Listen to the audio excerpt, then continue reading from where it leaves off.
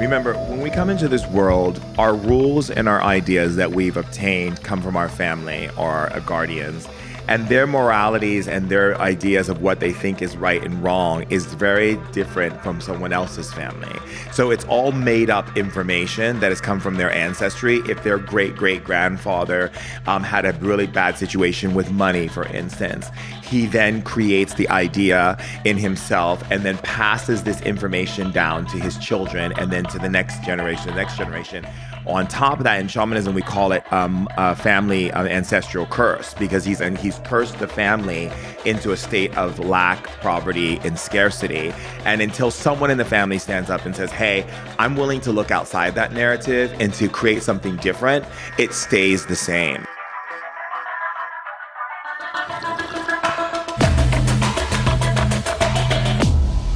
Bulletproof Radio, a state of high performance. You're listening to Bulletproof Radio with Dave Asprey. Today's cool fact of the day is that sacred messages were just revealed in newly translated Cherokee cave writings. The Cherokee people in the southeast United States left these written accounts on cave walls of their secretive rituals up until about the 1830s. And we just recently figured out how to translate some of those messages that were written in Alabama's Manitou Cave. It's now a popular tourist destination, and we just figured out how to tell that these writings describe religious ceremonies and beliefs using written symbols for 85 syllables, enough sounds to replicate the Cherokee spoken language. And this language was developed by a Cherokee scholar who did it right before the tribe was banished down the Trail of Tears, which is a series of forced relocations of Native Americans to the West. And no one recognized these inscriptions until about 2006. They're written in charcoal, and archaeologists have been working on those. And some of them are religious messages to Cherokee ancestors or other supernatural beings. The script was written backwards, likely because it was supposed to be read by residents of what the Cherokee considered to be a spirit world reachable only via Manitou Cave. That's pretty amazing. We now have religious lore that was lost, going back hundreds of years. You have to wonder what other lost knowledge did humans figure out over the years, and what's the meaning of it. And yes, because I'm a master of really subtle foreshadowing, we might be talking about some cool stuff on the show today that goes beyond just mitochondria, but might even include it. If you're hearing some background noise on the show today, that's because we're recording live at the Human Optimization Summit in London. And my guest today is a friend, a guy who's been on the radio show today, and a sixth-generation shaman, a human rights activist, a thought leader, a internationally renowned spiritual mentor and leader in women's empowerment who uses ancient spiritual wisdom and just decades of study and practice, a guy named Shaman Durek. Shaman Durek, welcome to the show. Thank you, Dave.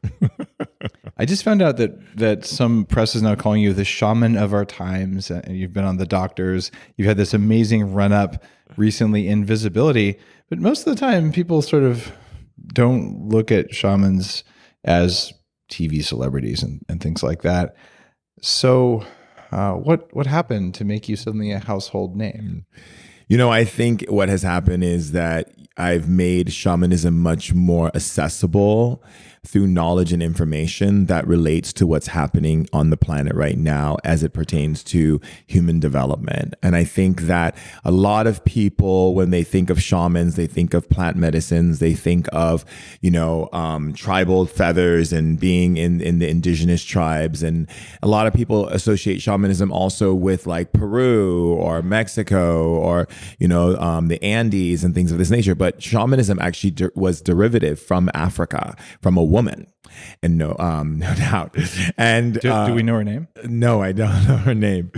And it was then passed down, and then went through all the different countries and different places, and it started spreading out into the Latin culture and through the Cuban culture and through all these different cultures and so forth. And even Buddhism, which came from ancient Bon, which came from ancient shamanic knowledge that traversed across the continent.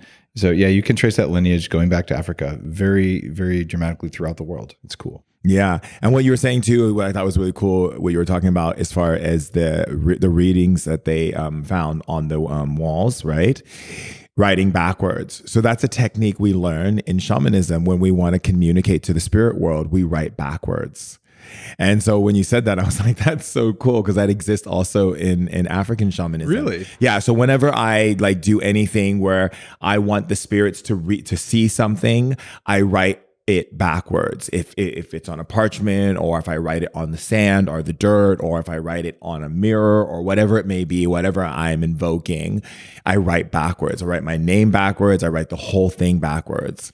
Is that why when you take like a selfie on Instagram, the words are backwards? Because we're talking to the spirit world? I don't know about that. I think that's because you're using an iPhone and I've got an Android, and you know what's up. We were just talking before we started recording the show about how Androids are for slow people. And I don't know that we're going to come to an agreement on that, but this is one of the great debates of shamans in our time, is what type of Android phone to use. Yeah, no. But I think the reason literally because of because a lot of people say to me, how do you feel going on all these TV shows and being in the media and being, this worldly shaman who's being talked about in all these countries worldwide? And what I always say to myself is it's not about that for me. It's about utilizing a platform of connection that people use to be able to get a message across to people so that they can recognize their leadership. I look at it the same way. When I was 23, I was in Entrepreneur Magazine and about 80 publications as this kid just sold the first thing over the internet, and we don't even know what the internet is, the first e-commerce product. But it got to be a little bit weird because I thought, oh, if I'm quote famous, I'll be happy. And it did nothing for my happiness. It actually didn't change my life one bit. So I realized there's no upside to that. And being relatively well known for Bulletproof and Bulletproof Radio and all that kind of stuff, it's just a tool to help people. But in terms of making me feel like I'm a big deal or somehow more important or happier, it doesn't make you happier. It means that people stop you in airports, though. Yeah, and it causes a lot more stress. Yeah, it causes a lot of stress. So for you, it's a tool as well as for me. I didn't realize that you were looking at it that way, but it's a beautiful way to do it. Yeah, you have to kind of create a buffer, because even with my relationship now being with the royal family, like I have paparazzi following me everywhere. We haven't. Some people listening probably don't know about that. So what's your deal with the royal family? It's kind of a big deal. Yeah, I forgot. Only I haven't explained it to people.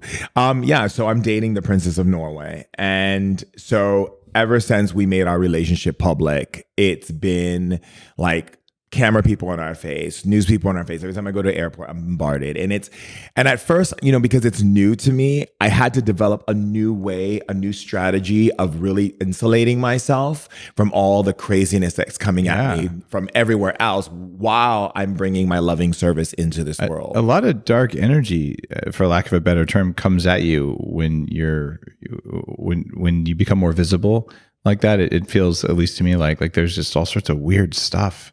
A lot of people just sort of sending envy and other things like that at you. Obviously, you just mentioned you're feeling that. You have, if I remember right, don't you have some Norwegian heritage? Yes. From our last interview, right? So, I mean, looking at you, I wouldn't really peg you as a typical Norwegian. No, my father's Ghanaian side is much more stronger. But your grandmother... was it your grandmother or your mother? My grandfather. Mom and my grandfather, his mother, and then his mother before. Yeah. Were Norwegian. Yeah, from Oslo. From Oslo. Wow. So you have this, and they were also of a shamanic lineage, sort of the Nordic style Viking. Yeah. Okay. Wow. So it's fantastic. You're connecting with that side of your family, and all of a sudden dating a royal family. That's got to take you for a spin. What do you do in order to keep the obviously no one has been successful keeping the paparazzi at bay, but just in terms of all the negative vibes that get sent your way because, who do you think you are kind of stuff that we all get. What's your, do you wake up in the morning and like send bad spirits at the people who send them at you?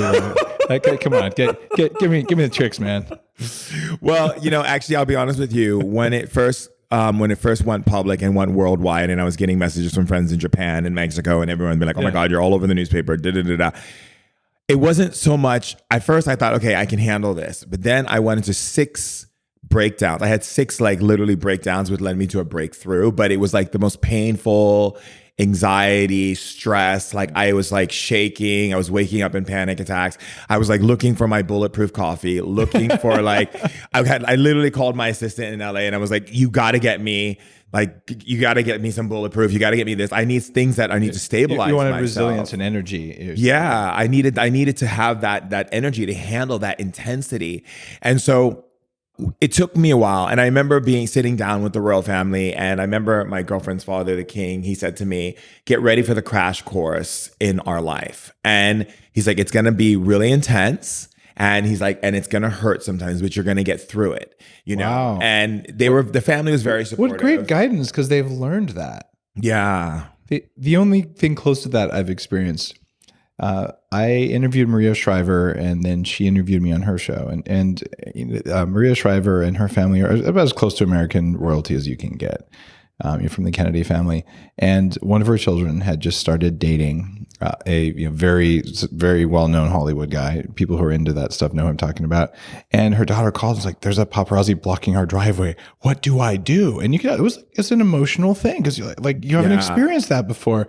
And it was so cool because Maria was like, oh, here's what to do. And she knew the playbook and just was like, oh, it's calm, it's normal. Like, we'll handle it with the police, whatever. But it was just a non-issue for her. But for someone who hasn't experienced it before, even her daughter was like, oh my God, I'm ungrounded. I don't feel safe. All this kind of crazy stuff. But you have a royal family who has 10 generations of this in their training, sitting you down and telling you what to do. Yeah. Oh my God, that's legit. Yeah. And I think the aspect of it was, and I made mistakes. Like, I'll be honest, I made mistakes. And there's time where they brought me back in and they're like, you can't say this, you can't do this, you can't talk about this. You have to close the bathroom windows before you. I have to keep the bathroom windows closed. I have to close the curtains in my house because they have these big lenses. Yeah. And they caught me, they catch me, or they'll be outside my door and they'll take pictures of me when I come out, and they're like, it's a little crazy. But what it did do for me is it helped me pay more attention to what I do with my energy. Where do I go? Who do I spend my time with? Why am I spending time with them? And if I'm going to an event, why am I supporting this event? What am I doing it for? And then what it also did was I got a lot of hate mail, which I get every morning. I get like hundreds of hate mail every morning. And that taught me the state of the world. Because like at first it bothered me. And then I was like, it doesn't need to bother me because I know who I am. So let me move past that. And then let me just look at what people are actually saying. And the thing that kept coming up was, people wanted to hang me or gut me or like lynch me, or it was like, you don't belong with our Aryan princess. There's a lot of like rational shit. A lot of racial stuff. Good God, man. But from both sides. So it was racial from one side, and then you had the melanated, like the Black community going, oh, and how could you sell out? How could you be with this white devil? And like, it was just very me and my girlfriend would just sit there and we'd just be like, wow. Like, do you know who my grandmother is? Yeah, and it's like, wow, this is what the world, this is what needs to be like up, lifted up and brought out to be seen so it can be healed. Like, these are the wounds of the world that need to come out. God. So that was very interesting. And then the other narrative came out was, and not only is he with the princess and with the royal family, and he's a shaman. So people started freaking out about like, there's a shaman in the palace. So they started calling me Rasputin and like basically saying I'm going to take down the monarchy with black magic or whatever the heck they believe it is. And so doctors started coming at me. So I had like a slew of doctors like going through everything I've ever said and trying to debunk everything I said. Then it was the religious group. So it was like, I think it was 5,000 people marched against, like people stood up against me because we were supposed to be speaking in this church, me and my girlfriend, and they didn't want us in the church because they said we serve the devil. That's great publicity, man. I mean, it's been interesting. It's been quite a ride while I'm doing the book and like going out there and speaking to people and really wanting people to get more educated about what's happening, because people think the book, the spirit hacking is just about shamanic tools. It's literally about what's happening in the world today. I was going to ask you that. How much of this made it into spirit hacking? So I wrote the foreword for Spirit Hacking. This is your new book. One of the reasons I'm having you on the show again. But I mean, it's a profound and interesting book saying, hey, like, here's what I'm doing as a shaman in a very accessible, open way, and talking about what's going on in the world from the perspective of someone who has, at least half your brain in a reality that most people don't live in. But how much of the royal experience made it into the book, or these are happening simultaneously? None of it made it into the book, but what did go into the book was just the experiences that I've had while navigating and staying in that spirit realm, while navigating in this plane of awareness, and watching how we're adapting as human beings. What are some of the things that are actually affecting us from not seeing our power, our gifts, and our awareness of being able to really become, a high performance human being, and like what's getting in the way of that? What are the things that it's pulling us? What's pulling our attention? And then giving people simple tools to be able to spirit hack themselves back into a space where they can navigate this time right now, which I call the blackout, which is a very, definitive time that happens a lot on our planet. It's when the species goes so far off the rails and they need like a big old shake it up to wake it up. And that's what's happening right now globally. It's not usually it happens in like one continent or one state or one place. Now it's happening on a global level. And so how do we up level ourselves? And that's what this book is about. And so a lot of, when I was writing it, I was like, I see so many shamanic books talking about the same narrative, which to me is just kind of boring. It's just, okay, Palo Santo sticks, drumming, plant medicine, how my plant medicine journey was. I mean, that's great and that's wonderful and all, but no one really talks about the truth of like shamanic wisdom and philosophy that has been passed down through my lineage, my family, from the Mbutu and from the Lukumi and from my Yoruba heritage, to understanding how to facilitate that in today's modern culture. So you definitely go deep in the book on the thinking behind shamanic stuff. And I had to come to grips with this going back to when I was about 30. I'm a computer science guy, studied artificial intelligence, come from a family of engineers who think pretty much anything in that realm is for crazy people. And I'm like, okay. However, I just did some holotropic breathing here and I'm seeing some crazy stuff here. And of course, my thought was, then there's something wrong with me. And I just realized, wait a minute. When you can talk to a shaman from your heritage and you can talk to another shaman from, let's say, like Alberto Vieiro from Peru, right? And you guys compare notes. Those notes have an awfully crazy amount of commonality. And you both know the places you go. And then you look at the writings from Hinduism or Buddhism or ancient Chinese medicine. And you're all working in the same states. They're just stuff that most people don't see most of the time. Why don't we see that? Well, I feel like a lot of people don't see that because they're programmed into a way of thinking based on their family upbringing. Remember, when we come into this world, our rules and our ideas that we've obtained come from our family or our guardians, and their moralities and their ideas of what they think is right and wrong is very different from someone else's family. So it's all made up information that has come from their ancestry. If their great-great-grandfather had a really bad situation with money, for instance, he then creates the idea in himself and then passes this information down to his children and then to the next generation.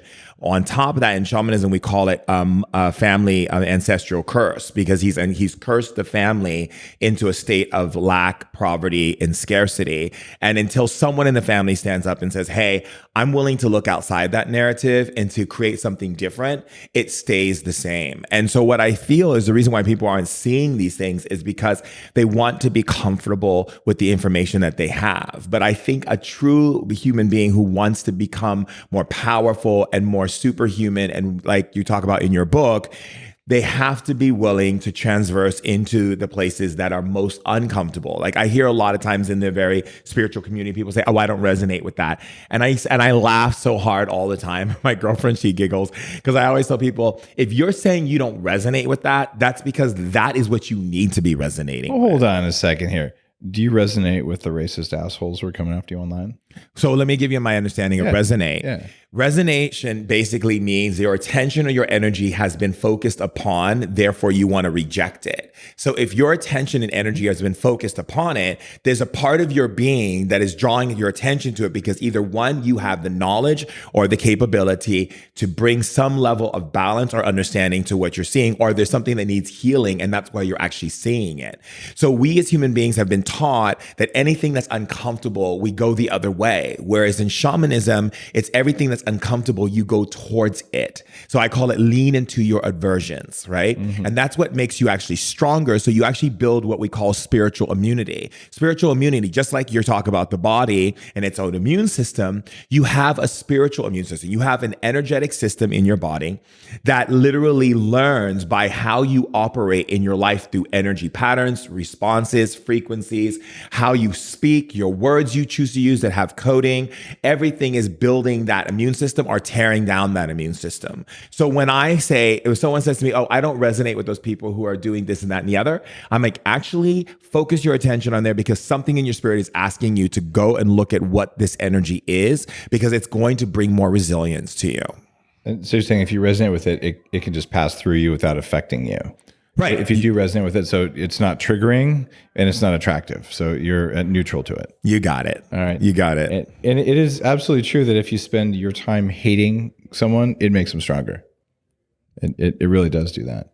So that said, it's hard to ignore someone who's punching you in the face or stealing your stuff or whatever else. So there's times when I'm going to stop that, right? Because it's not right. How do you draw the line between, I'm not resonating with it, or I'm resonating with it, it's passing through me, but you're actually dealing with someone who's, like someone who would say, copy your book and publish under your name. People do that to my book all the time. I have to keep shutting them down. So how do you handle it when someone's stealing from you or physically threatening you? What's the shamanic perspective on that? So first thing in shamanism, we look at everything from the nuclei. We look at the nuclei of the soul of the nuclei. That means that you are in the center of the command post of creating all these different situations that take place in your life.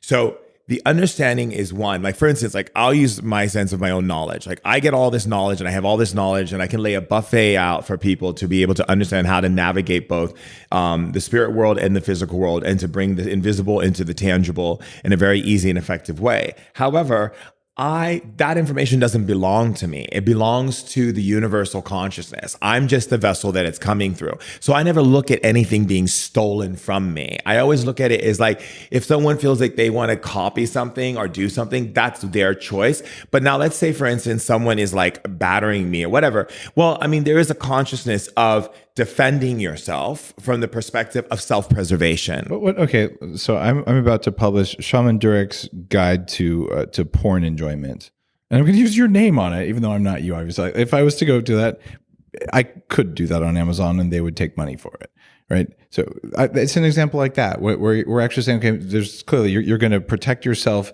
physically, but I'm asking this because a lot of the health influencers I'm friends with, we're all dealing with this, and people deal with this stuff at work all the time. And people who either misuse your name or harming your reputation or taking, not necessarily your intellectual property. There's lots of people who put butter in coffee. I'm very pleased about that because it's better than milk in coffee, right? Like that's a good thing. It's a movement towards up leveling.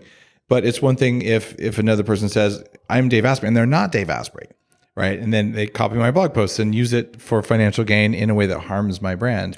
Well, and how do you deal with like shamanically with resonance or something like that? That's a specific example, but you must be getting some of those people, or they're doing a deep fake video of you, or they're saying you said this and you didn't say this. What's the shamanic take on that? Because it seems like it's worse. First of all, those are two different things you're saying. So let's go with the first one you said, which was someone copying your book and putting you into a situation that actually harms your company. That's when you actually have to go and you have to set an example of integrity and responsibility, which basically in shamanism means responsibility, means the ability to show up with love for yourself and take action with your lawyers or whatever it is to be able to stop that person. That was the first thing you were talking about. So shamanically, there is a common sense value of being able to navigate whatever the situation is. And also what we do as shamans is not just look at it from the physical, we also look at it from the internal. If I'm the creator of all of my experiences and everything that's triggering me, affecting me, or causing some harm to me is some aspect inside of me that I am creating. So you could actually be creating a thought or a feeling inside of you that people want to take from you, or the idea that people will take from you because of the information you have, then the universe will, then your ego, of course, because in shamanism, we don't see the ego the same way other people see the ego. We see the ego as what we call the great paperweight or the anchor. So what the ego does is the ego goes, whatever you believe, I'm going to support that narrative and then draw all the characters and people in your life to run that narrative for you so you can be right. So you would do that inner work at the same time that you have your attorney pummeling them. Absolutely. Okay, so this is that 1 foot in the shamanic world, 1 foot in the Western world, wherever you want to call it, and so you're able to execute on both at the same time. And a traditional person raised in the West is like, I just called my attorney and then I got pissed off about it, but they wouldn't look at why am I pissed off, what's going on there. So then they would feel more emotional pain. They wouldn't work through it. Well, that's the whole thing, Dave, is that we keep a society of people looking outside at obstacles and looking at things as if they're happening to us. And like even in relationships, like my relationship with my girlfriend, people always go, wow, you guys never argue. Like it's crazy because when I say something to her that's insulting or if I snap at her, immediately if I know I'm upset, I know it has nothing to do with her. I go right into myself and go, what is my trigger? What upset me? Where does it come from? Why am I putting power there? Why am I running this narrative? Where is my ego supporting this narrative? Do I want to ask my ego to dismantle from that narrative and choose to support a narrative that supports me not having that trigger anymore? And then I apologize to her for snapping because I realize it has nothing to do with her. So like, a perfect example is I had a friend, for instance, and when I first press started coming towards me saying, hey, we want to write about you, whatever, she said to me, I can't believe that you would sell out. You are a real shaman and you would actually put yourself in a magazine or anything that's in the media world. It's like, that's like the monster. Like, why would you do that? You should still let people come to you and find you through their own resources, not because they read about you in a magazine. I feel like you're selling out. So she said this to me. I was hurt. I got a little upset by it, but I went to my room. I sat in meditation and I went inside and I said, okay, why was I triggered? And where do I believe this in myself? And immediately I heard, you have this feeling about yourself that you're selling out to your family roots, to who you are. And she's coming in and showing you the reflection of what you already feel. So change your feeling and watch what happens. So I changed my feeling. 2 days later, I see the same friend. She goes, you know what, Durek? I was thinking about what I said to you and I was wrong and I'm sorry. Wow. And I realized that having you be out there in the magazines is going to help people get your message. Yeah. So I think this is the best place for you to be. Now, same thing happened when I went to Israel in the middle of a war. Early 90s, bombs are going off in Israel. I wake up, I get this message from Spirit. My ancestors like, you need to be in Israel right now. You need to be there to help the people. Tell my dad I'm going to Israel. My dad like yells at me. There's war there. What kind of son have I raised? I don't care if you're the shaman. I don't care what the spirits told you. You could end up in a bomb. They're blowing up buses. They're doing this. Like he laid out every single possibility of damage that could happen to me. Sure enough, I go to Israel. Call my dad on the phone a week later. But in that week, I did all this internal love on myself. I went in and I was like, what is my issue about being here? I'm fine here. I'm good here. I can't wait to see all the beautiful things here, learn about the culture, learn the language, learn the people. Call my dad a week later. He's like, oh, I'm so happy you're there. This is going to be so good. You're going to learn about people. You're going to learn about the language. You're going to do all these things. I was like, who are you? Because you weren't the person who was cursing me out on the phone the other day. It's because I changed the internal narrative. So the outward projection or the screen in which we project upon, which is the world and people and all these things, actually change as well. And it may sound weird to people listening. You're saying, how is it that your internal dialogue, it's not even dialogue, but the internal energy towards something would change the reality outside of you?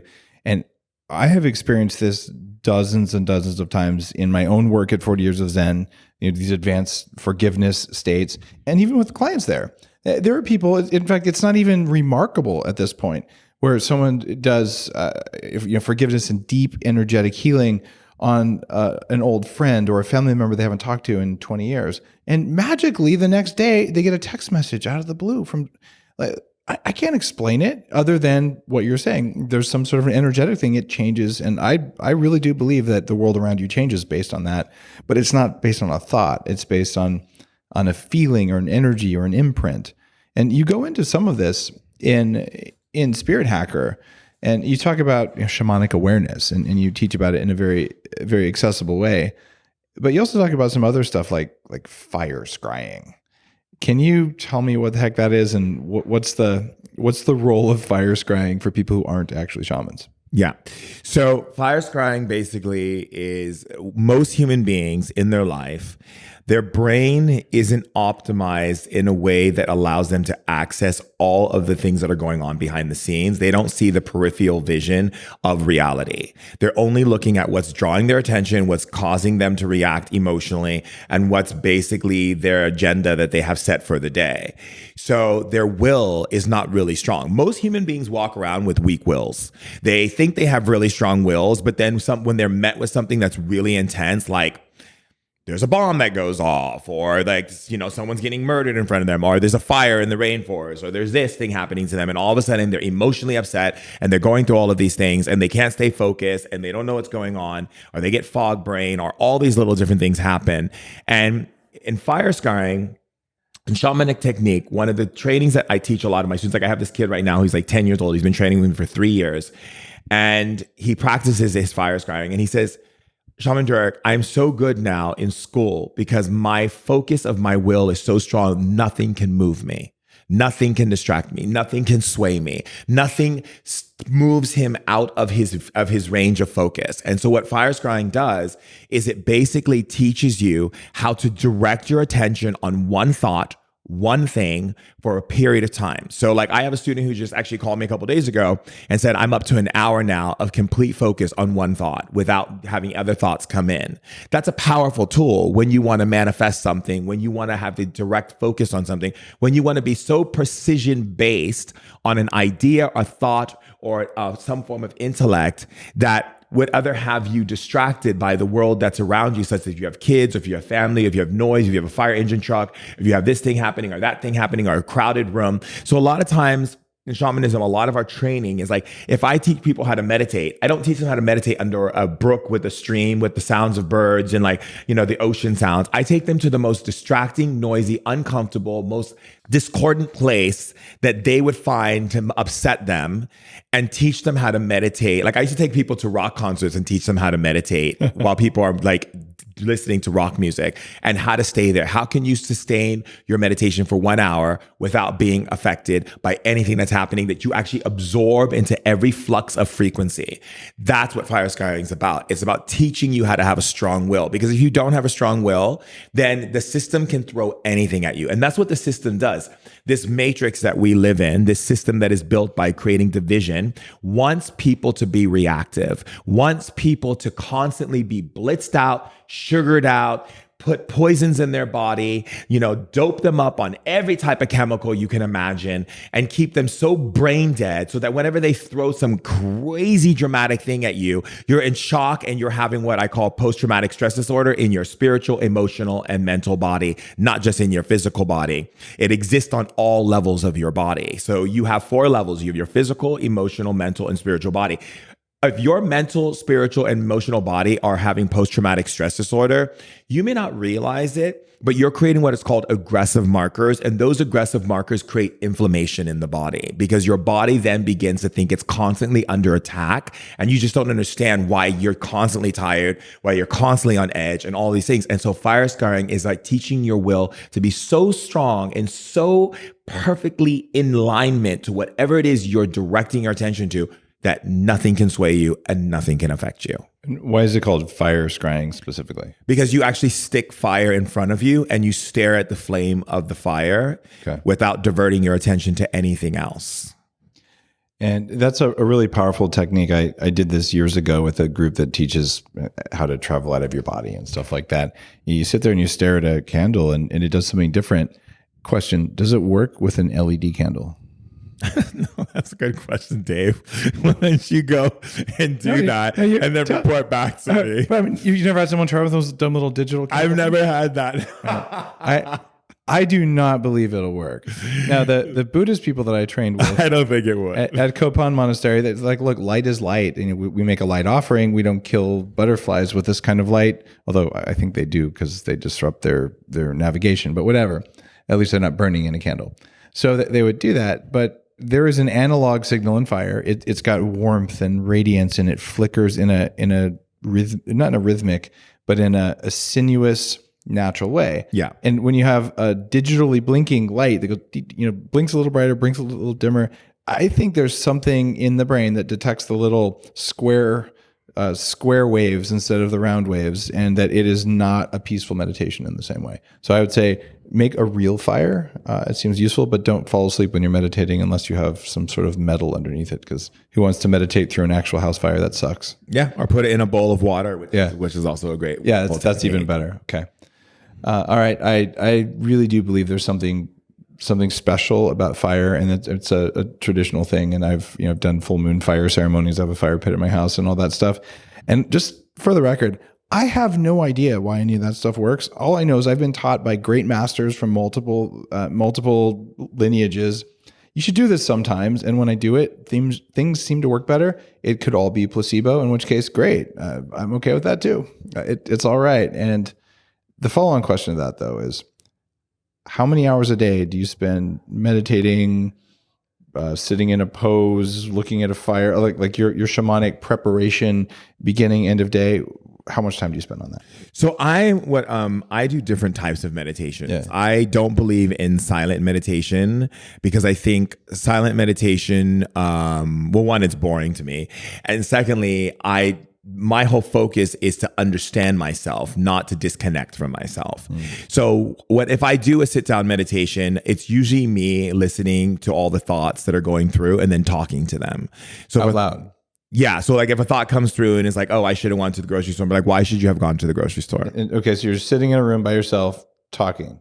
Yeah. Okay. To all my thoughts that I hear popping up in my head. Okay. Right. And then what it does is I realize that some of those thoughts aren't me. They're like other people's thoughts. And then some of those thoughts aren't other people's thoughts. They're spirits. And then I find that they're energy echoes that have been left behind in the home that I'm at or the place that I want to. I picked it up empathically. So what it does is it teaches me how to differentiate energy. And it also teaches me how to not accept everything in my head as me, which is a big thing that I find in today's world, that people just think whatever's in their head. They're like, oh yeah, that's me thinking it.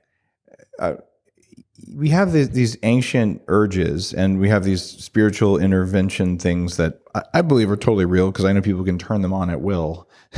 So it seems like one of those things you can start it, stop it, start it, stop it. It's probably real. But I have definitely experienced more than a few times what you're talking about. And then if you believe that you are every thought and emotion that you have, you will have this immediate desire to, pull back from something because it's fear, but it's not your fear. Or you'll think an incredibly inappropriate thought about a friend that you would never actually go to bed with, but you're like, you just caught you caught a look, and all of a sudden the thought comes to you. You can say, what kind of a bad person am I because I thought about that? Or you might catch yourself having a racist thought, and you're like, I'm not a racist. Like I know I'm not that, right? And no matter what color your skin is, like you're just thinking in ill will about someone for no reason other than how they look, right? And okay, you could feel great guilt and be like, I'm a bad person because this is going on in my head. Or you could say, that shit isn't mine, right? And you can reject it. And in finding for me that okay, great, I don't walk around with a nasty voice in my head the vast majority of the time because I've edited that out. And some of the techniques that are in spirit hacking are techniques that I use. I do a lot of neurofeedback and breathing and heart rate and all kinds of crazy stuff. But the bottom line is I'm pretty good at figuring out when it's mine. But if you think you're good, there still will be times when you're absolutely convinced that a thought in your head is your own thought, but it may not be your own thought. It may be an automatic system. And then I told myself a story about it. How does someone listening to the show know whether it's their ego talking to them, whether it's some interventional shamanic zone thing, or whether it's an authentic them? Right. So I want to differentiate the ego first, because everyone has this interpretation that the ego is this bad thing, because we have this thing on our planet where we always try to create things either into monsters or into angels. And it really creates a great divide, especially in duality as far as quantum entanglement is concerned, because we keep polarizing each polarization of what if it's good or bad and giving power to it instead of just seeing it as whole, as Lord Siddhartha did, who became the Gautama Buddha. So really realizing that the ego just does one thing. It's a part of your consciousness that supports your narrative or doesn't support your narrative. So if you have an ego that is held in the field of I'm a bad person, then the ego will send every opportunity for you to be right about being bad. So it's there to take your world and make it real for you. So what happens is when people go into this aspect of what's their real voice and what's not the real voice of a human being is always based in love, because you came from love, you created from love, and you will also return to love. So that in shamanism is the first key element that we look for. We call it love intelligence. So whenever we are operating in the field of consciousness, we ask ourselves, if it's love intelligence, it's all inclusive. If it's love intelligence, it's not a me, but it's a we. If it's love intelligence, it's operating in the field that it's about, if I'm innovating or creating or inventing, it's not for me, it's for we, it's for all of us. So if I'm going to do anything, I have to think that it's not me focusing on what I want to have so I can have profit and I can have a good life. It's that the more life I have, the more life other people get to have. So you'll know if your thoughts are supportive, to the collective, is your thoughts operating in the field of love. And when I say love, I don't mean love that's created by the system, which is held in the Valentine's Day gifts and love that you get when you get a gift from someone that you think they love you. I'm talking about unconditional love and acceptance. It's the ability to say, instead of saying the waters are dirty, you can say, oh, the waters are dirty. However, they're getting cleaner, and there's people waking up right now who are finding ways to keep this water clean. So you're making your narrative support the system of change versus support the system of destruction. So that's how we differentiate. And then as far as the ego is concerned, if I have a belief, for instance, like the world's a scary place, I ask the ego, do I have a belief that's limiting me from seeing the world from a place of love? The ego will then communicate to me yes or no. And then I can say, ego, detach from this belief, and then send the energy through my body of what that detachment feels like, and then support this belief. And then the ego then transfers its energy to the new belief. And all of a sudden, I don't have those experiences anymore. That is super cool. I like that perspective a lot. I believe that the ego is part of the meat operating system. It helps to keep the meat alive. And so you're not ever going to be free of your ego. But if it's a thought that involves aversion or ill will towards other people, it's pretty much not me. It might be an automated system in my body that's programmed that way, right? And I'm responsible for it, and I can manage that, but it's not actually the who I am. So you can sort of divide it very much with what you just said, where there's this ability to say, all right, what's the filter? And as a Westerner computer science guy, the filter is, if I'm thinking bad stuff about anyone or anything, then that is actually not an authentic Dave thought. That is an intrusion on my system, whether it's from old automated reptilian stuff, whether it's from something happening when I was in first grade and someone yelled at me, or I don't know, something I've forgotten but is still in there somewhere, or whether it's some powerful shaman cursing me with bad magic. Obviously I'm making that up, but here's the thing. I know, I love it though. I don't know. Look, I'm not an expert in those fields. I'm not 100% convinced that half the stuff that people believe they're doing when they're doing shamanic stuff is actually happening, but I do know that some people have a crazy impact on others, and some of them are great friends, right? And that is a real fact. And some of them are less powerful than they think they are, but they're still powerful. And some of them are more powerful than they think they are, right? So since that's the world I live in, all I know is if I'm sitting all of a sudden, I'm thinking super hateful thoughts about someone, I got to figure out why, but that isn't the core. That isn't the core me. And so my filter is there: aversion, ill will, ego or external, and then actually the fourth F that I talk about. There's fear, there's food, there's the other F word, and the other one is friend after that. And that's what all life does. It actually forms communities and all that. So that's right. If I'm working in that fourth F around how do I serve others, how do I take care of myself, how do I take care, that's probably authentic. The rest of that stuff, it's got to be managed.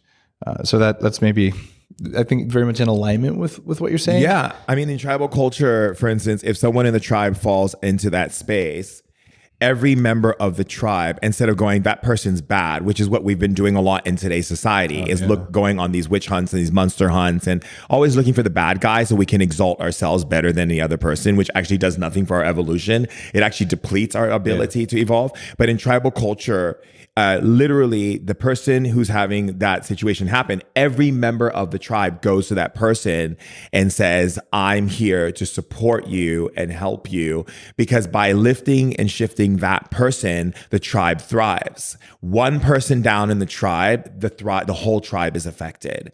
And so the same thing happens to us. People don't realize that the man who can't pay his rent in LA is being affected by an energetic frequency of the man who is starving in Uganda. So we're all connected. And so in shamanism, we look at this connection and we see that, like, for instance, you can go into nature, for instance, and this is a shamanic practice, and plants that are much more creating defense mechanisms and animals that are more aggressive teaches us that the surrounding villages and places where people dwell, they're holding that synthesis inside of them, because plants experience everything through synthesis and through these subtle energy frequencies. And that means that they are actually picking up on the nuances of human beings and then transferring it into the plant kingdom and learning how to develop. The same thing happens with animals, and the same thing happens with children. Animals use synthesis and emotion and empathy to understand what their parents are really about. Parents can be the most amazing parents, taking their kids to all these things and doing all these things, but the kid doesn't do it. When I work with children, the kids tell me, it's so funny how my parents make it all about them. They make it all about them. They never play video games with me. They never do the art with me. They never come into my world to see what I'm looking at, to see what I see. And so as human beings, we tend to get stuck in that narrative of, wanting to only see our world. And way we actually create community and how we build community is be able to see other people's world, and how we can, like the cells in the body, how can we coexist with each other without feeling threatened? It's kind of funny. This morning, my daughter, Anna, who's 12, she knew that I was going to meet with you today, and she said, I want to come and see Shaman Durek. And my kids get to meet a lot of really interesting people, but they don't usually ask to go meet them again.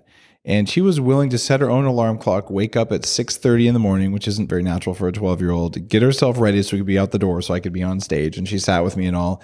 And one of the reasons she came is she said, there's two people I want to see. I want to see Shaman Durek, and I want to see Dr. Barry. Right. And of all the dozens of people here who she's met and all that stuff, she wanted just to say hi and see you. And it's because of that, actually seeing a child and being willing to come to them on their level and listening. So it stands out, though, because kids are very perceptive. Yeah, and also when I was at your house, I play with them. Like we were playing with she makes all the clay dragons and stuff, and I was like giving them names and like playing with her. And then we would go into nature, and they were like showing me all the plants and the sheep, and we were dodging the poop on your land, and like lots of poop, lots of soil, lots of poop, lots of soil.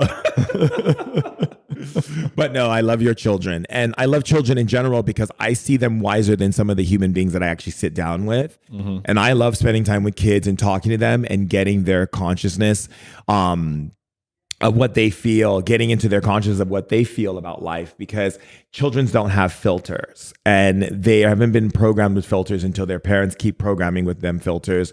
And so when they don't have those filters, I want to hear the raw information that's coming from them, which teaches me a lot. I learn a lot. They're some of the greatest teachers of mine have been children. It's true. You can learn a lot from your kids, and they can learn a lot from you. And you don't have kids. No, not yet. You thinking about it? Yes. Wow. All right. That'll be interesting. Well, when you have kids, I'm going to teach them to dodge poop. It'll be fun. I'm going to bring them to your house. You write something in spirit hacking that was really cool, and I haven't heard it said this way. And you say, quote, I call people who identify with their pain hurt collectors. And it seems like there's a lot of victims who identify with their pain. I had toxic mold exposure. I had chronic fatigue. And people say, oh, you're a victim of chronic. I'm like, no, I haven't been a victim of these things. The fact that I had this stuff and it sucked, I needed a name for it so I could figure out how to hack it. what do you mean by hurt collectors, and how do people get out of that? How do you spot hurt collectors and get away from them? Or like, what do you do with hurt collectors? do you give them more hurt because they collect it? You're like, here, let me slap you a couple times there.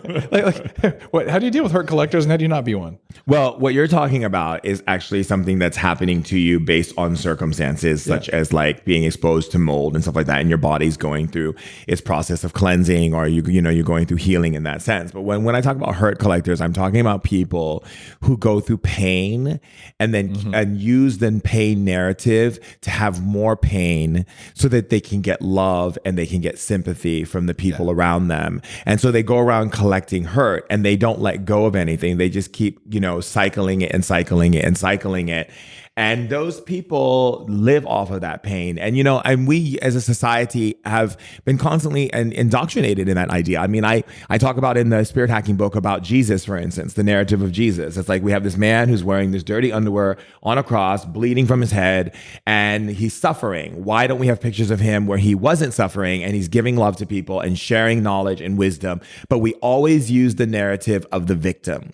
And we use the biggest victim narrative because we think that the underdog, the biggest victim, the this, the that. So everyone is screaming, who's the biggest victim on the planet right now? Instead of going, who's the biggest hero on the planet, who's overcome and shifted out of that perspective into leadership.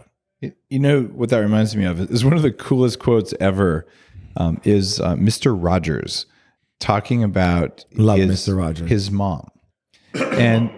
And he says when he was a child, he'd see pictures of war or disasters or fires or something, and his mother would just say, "Look for the helpers." And that in every one of these pictures, there's always a fireman, there's always a policeman, there's always a rescue worker, there's always someone coming to help. And that your filter for the picture can be look at the pain, look at the suffering, look at the victims, or look at the people who run towards the disaster to help.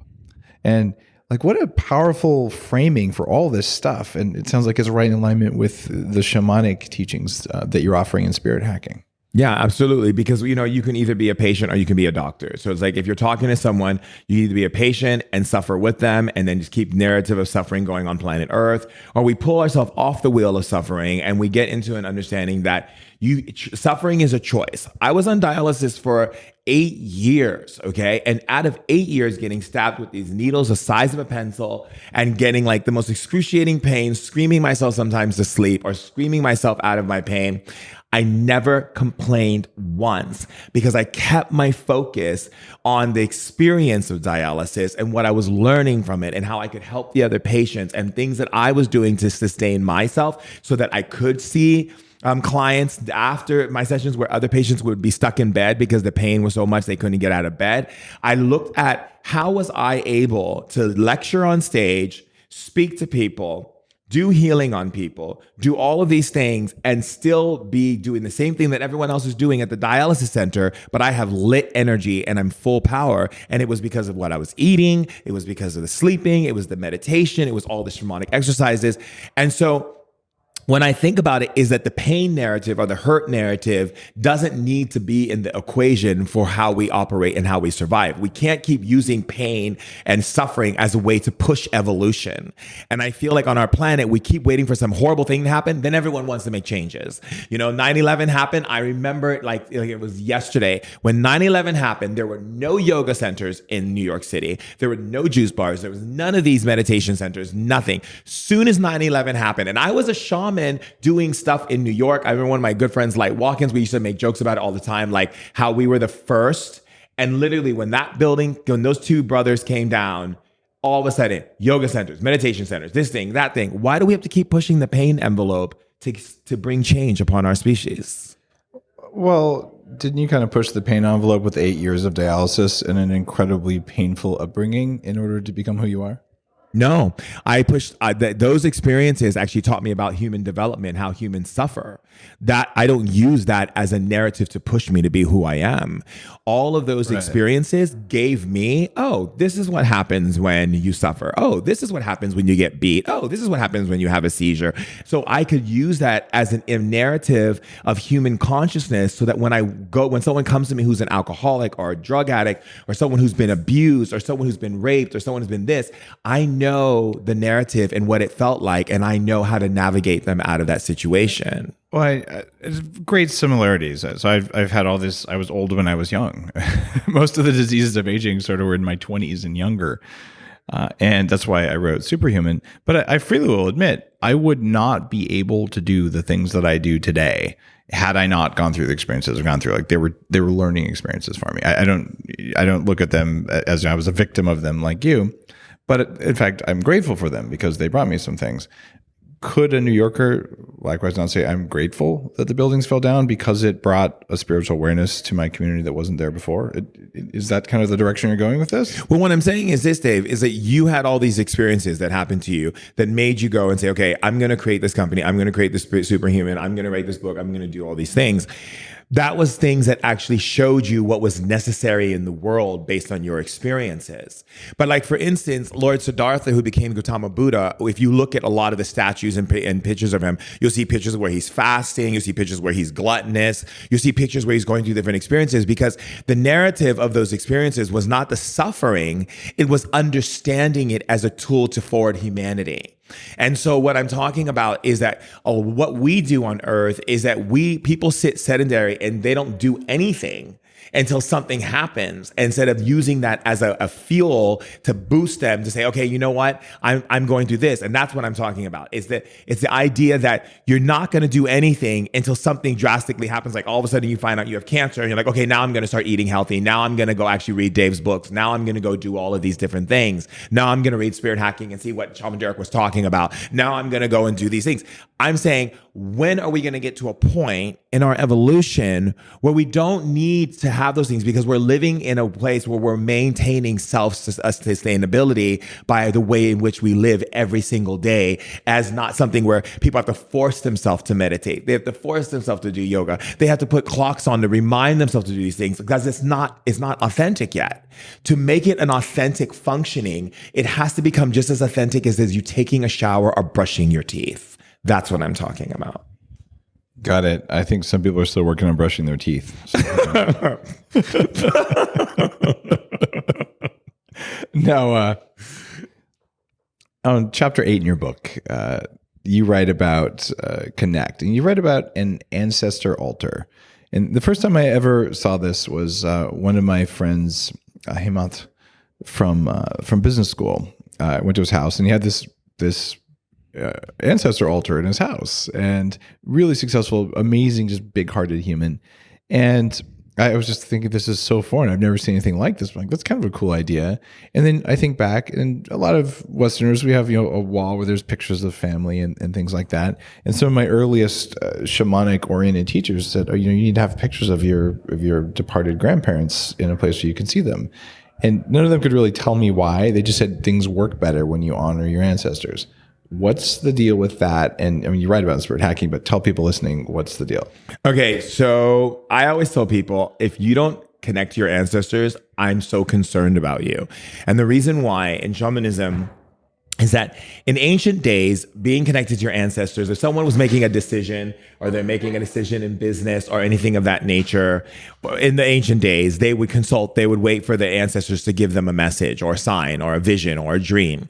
Your ancestors had lived this narrative of life on earth, and now they're on the other side. They're in the realm of invisible, which means they have more access, more ability to see everything you're doing and what's coming your way, what things you can dodge. And they also have power, if you are connected to them, to tap into your energy and create impulses in you that are run through your system, through synthesis, through energy that is connected into your, what I call your conductor, your brain, that allow you to see certain things so you can navigate a path to the places where you need to be, that's for your highest good or for your benefit or for your best life. So when people are not connected to their ancestors, they're literally pretty much walking around without having this extra protection of this family that has lived it and knows everything that you're going through, because they're the ones who created it for you, because they passed it down through generation to generation. I have this one guy, for instance, who the moment he started bringing an ancestor altar into his house, he said everything changed in his life. He said money got better. He got a new relationship. Everything that he saw was a struggle and it was difficulty, all of it started smoothing out because his ancestors were on the other side doing all of this stuff to assist him in his life. It's a really big deal. We've lost contact with our old ways, and we have to bring it back. What if your ancestors were douchebags or Nazis or like bad people, or at least that's your narrative for them? Well, that's even better. Okay, how does that work? That's even better because when you die, you go through. So I'll tell you from my own experience because you know that I died in the hospital. So when I died with a 10.6 potassium, and when I died, the first thing that happened was I had to look at everything that I did in my life from the time that I was a child to when up to the point of me dying and how I affected every single person. And in order for me to have passed over into the light when I went to the other side and got the messages of why we're on earth and what this whole thing's all about, the first thing that happened was I had to be okay and accept everything that I did and go towards the light. And the moment I accepted, the light came and I went into the light. So your ancestors, who were those Nazis, who were those people, who were those things. By the way, I have none of that I'm aware of. just so we're clear, I don't think I have Nazi ancestors. Probably the opposite of that. Just so we're all really clear. But just for someone listening, so in other words, all of us have people somewhere going back 200 years who did some bad shit. Yeah. So when they crossed over, they got a chance to see how those choices were constructed, what incidents took place to make them construct those choices, and then they got to see the choices they could have made and what would have happened, because you see it quantumly, you see everything. So they are helping you in such a greater way, because now that not only do they have that ability, they have the ability to navigate you in stronger ways than if it was just your ancestor who lived on earth and just pretty much was on a farm their whole life. But to an ancestor who had lived a very interesting life, they have so much wisdom to pass down to you now that they see the bigger picture. I love that. And also going back to what we said earlier, look, any form of aversion or ill will is coming from ego or not from you. So if you have negative feelings about your ancestors, you kind of want to work on that. And that's one of the big things I have people do at 40 Years of Zen. Like if your story about your family is full of darkness, forgive it all. Just like let it go. Right? So that you now can resonate with it. You can learn the good and you can just let go of it. And it's a really important healing thing to do. So it's complex and it's all super mushy and it's entirely not rational by Western truth table computer science values. I just had to get comfortable with the fact that a portion of me is highly rational, and probably a larger portion of at least the meat operating system that I live in is not very rational. And by being able to do things like an ancestor altar and breathing exercise and stuff that makes absolutely no sense, but that works, that you got to do both in order to be highly functional. You have to have one foot in both worlds. And I think in spirit hacking, you describe that really well.